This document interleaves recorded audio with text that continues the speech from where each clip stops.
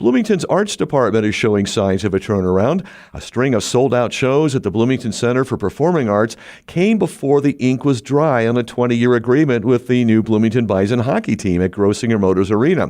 Director of Arts and Entertainment Anthony Nelson oversees both, entering the newly created role with a strict mandate. The beleaguered venues, owned and operated by the city of Bloomington, needed to start turning a profit. Well, if the past few months are any indication, they're on their way. The BCPA reported a 335% increase in attendance so far this year compared to the first 3 months of 2023. But in this conversation with WGLT's Lauren Warnicki, Nelson doesn't discount the role luck plays in their recent successes. We'll always say luck has a part to do with everything. Yeah. Getting to know the community and what they want, it's probably more spend money and they will come. I think they've always been hesitant in the past, like a Lee Bryce show. I think they would have just said, oh, that's awful expensive. Well, if you sell it out, it's not that expensive. Things like that, knowing where to spend the money and know what people are wanting to consume after COVID, because it's much different than it was 4 years ago. Comedy has done okay there, but it's never been a big seller. And I think everybody just wants to laugh after the last 3 or 4 years. So comedy has been just absolutely killing it. I mean, the three sellouts, the last 3 comedy shows have been sellouts. Bored Teachers, Charlie Barron's, and Trailer Park Tammy. All very different audiences, all 3 sold out. It's such a good point. And that negotiating that, like what people want, sometimes what people want is more expensive to book, right? So that kind of cost-benefit analysis. 100%. And some of the bigger acts that come through, and I get it. I have kids. I took my daughter to Annie on a school night, and I paid for it in the morning, but she's still talking about it to this day. So the one grumpy morning was well worth the trip to Annie on a Tuesday night. And sometimes for us to afford that show, it's got to have to be Monday, Tuesday. We don't have the size of theater to bring in traveling Broadway on a Friday, Saturday, Sunday, because the tickets just wouldn't be affordable. You've been in the job about a year now, yeah, about right? a year and a half, yeah. As an observer, a layperson on the outside, you announced the season, and a lot of the stuff that's really been super successful came after the fact. So have you been able to kind of get out in front of it yet and plan a little bit further ahead now that you have more information, a little more staff? Yep. And it's still going to be the same way. We still have a season to announce, but we have still left money and dates in the budget to get some of these bigger shows as they route through. Again, that's how they get a little bit cheaper. A Lee Bryce that shows up 3 months before it's going to happen because they decide, hey, I want to go on an acoustic tour. We want to make sure we leave some money and some dates to be able to get shows like that we wouldn't have normally been able to pull off. So a lot of the success has been at the BCPA. You also had a big announcement with the Bison, Bloomington Bison, going to Grossinger. There was a strategy by combining these 2 venues that it would create more efficiency, like 1 staff, 2 budgets, I assume? Yep, 2 different budgets. But these are ultimately completely different animals to manage. Correct. The staff where it does share are the parts where it does have a lot of overlap. We have 1 box office manager. She can build shows for both Arena and the BCPA without any problems. Marketing can handle marketing both venues. But we have operations staff that's separate at both venues. Production staff is shared. But again, a lot of that is a lot of the same work, just, the roof's higher. And there's been a lot of shows where the arena's too big. Hey, well, we have a theater that's 1,100 seats. Can we, maybe scale down the show and move it over there? Now it's getting more wins at the arena. We put in offers all the time. Obviously, that's a lot more competitive because sometimes with theater shows, they'll play Springfield, Peoria, Bloomington, and Champaign all within a 24-month period, where if a big act comes through, they want to play one of those arenas, maybe 2.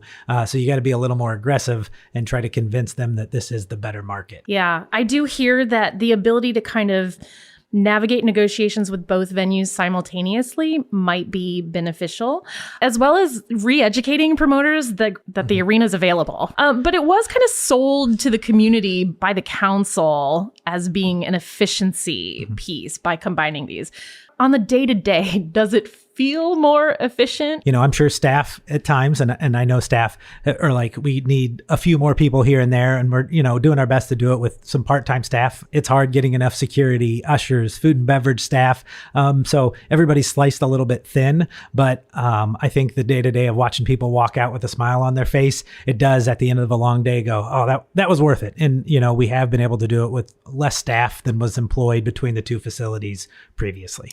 Okay, so can the city of Bloomington Bloomington be convinced by current and future success to bolster the department so people are basically less tired, I guess. Yeah, I think, I think, but as a department, we need to get there ourselves. We need the arena to, to show a few more shows that are profitable, to say, hey, now we've got this, now we have hockey. Can we get one more operations person or an assistant food and beverage manager? Things like that I think eventually over time we can show, hey, it's paying for ourselves. Let's get this one more staff, and then we can do even more. What's the goal? It's my understanding that the mandate was the arena needs to start making money, and nothing else really matters. And the BCPA was a little bit more flexible of the cultural capital. It didn't have as much of a mandate to turn a profit. Correct. I think there's a little overlap with the goal. We still want shows at the theater to break even.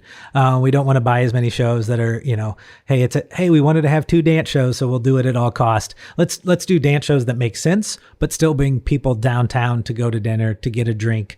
Economic impact still the goal of both facilities, but there is at the BCPA, we still are trying to bring arts to everybody. We're at the arena. If that show's not going to make money, we're not going to take a look, because just the pay scale is different. Those checks are bigger. Your predecessors were pretty focused, I think less focused on the financials, if I'm being honest, and more focused on kind of that cultural capital, making sure that there's a lot of diversity of programming. And this is not an accusation that you're not doing that. But I guess as you've kind of gotten into this role, figured out what's working, what's not working, where the bottom lines are, what's kind of your sensibility as an artistic curator? As we're building a season, we still try to put every genre down. Did we hit that many dates with jazz, with dance, with theater, with music, and to make sure we're still hitting, wide, diverse audiences that make sense. Inevitably, it's a lot of road shows that come through town, touring acts and things like that. And the one example we had of a local company that endeavored to be at the BCPA ultimately didn't. The BCPA made some concessions to try and make it work for Mio Opera. But what are the chances that if a local group has the capacity to rent the theater, that you would kind of embrace that as part of your season? Yep. We're always looking for more local shows. Obviously, not everything can fit in the community players or the Heartland Theater. We'd be willing to take another chance to have a partnership with someone like that. Holiday Spectacular is another local production that is there twice a year. And we find a way to make it work financially for them so that it makes sense for both of us. So that's definitely an option. It's not easy on either side of ours for the theater company or us to make it work. So we got to be willing to stick it out in the long run. Prior to this role, you were at Miller Park Zoo. Is it harder or easier than working akin to wild animals to be in arts and entertainment? I do they're fairly similar. You got animals that don't communicate well, and then sometimes you have tours that don't communicate well. So there's difficulties on both sides. Both fun jobs, though. When you see people leave, they're smiling, which makes the job so much easier to swallow. When there's some of those long days, long nights, it's great to watch people leave and have a great experience. So in those ways, it's very similar. They're both enjoyable endeavors, but definitely both have their own challenges. That's for sure. Arts and entertainment budgets for Grossinger Motors Arena and the Bloomington Center for Performing Arts are made public annually. Both venues publish show reports demonstrating event-specific revenue. The department plans to create quarterly reports next fiscal year that will incorporate general operating costs such as staff and building maintenance that are not included in show reports. Director of Arts and Entertainment Anthony Nelson spoke with WGLT's Lauren Warnicki.